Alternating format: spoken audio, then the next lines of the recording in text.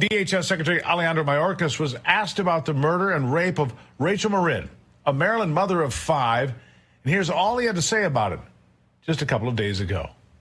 I do want to ask you about the murder of this Maryland mother that has been in the news. It's gotten a lot of attention. She was killed last year. An undocumented immigrant was just arrested in her death last week. He's suspected of multiple crimes since he crossed the border illegally in early 2023. Jim, a criminal is responsible for the criminal act. The criminal who committed this heinous act should be held accountable to the fullest extent of the law, and forcefully so. That is my response. So how did that criminal get in, Mr. Mayorkas?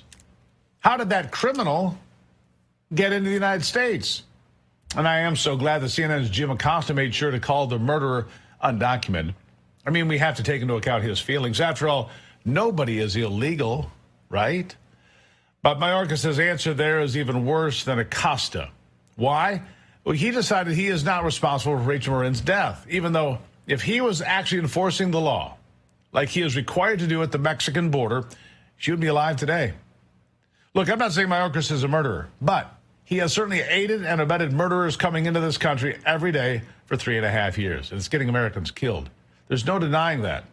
And it's worse because he will not take any responsibility for any of it. Is it any wonder why the border is the way it is? And here's what we can take from all of that. These people in government right now, going all the way up to the President of the United States, they do not care about you. They've shown time and time again that they care more about foreigners than they do about American citizens. The proof is in the pudding. Actions speak louder than words. Remember the devastating fires in Maui? Remember that firestorm? Well, all the Biden administration decided to do for Americans who lost everything was give them $700. Yet he keeps the Ukrainian money train rolling every day. Remember when he said this about Ukraine last year? Listen. And to deliver much needed humanitarian assistance as well as food, water, medicine, shelter, and other aid to Ukrainians displaced by Russia's war, and provide aid for those seeking refuge in other countries from Ukraine. It's also going to help schools and hospitals open. It's going to allow pensions and social support to be paid to the Ukrainian people so they have something in their pocket. Yeah.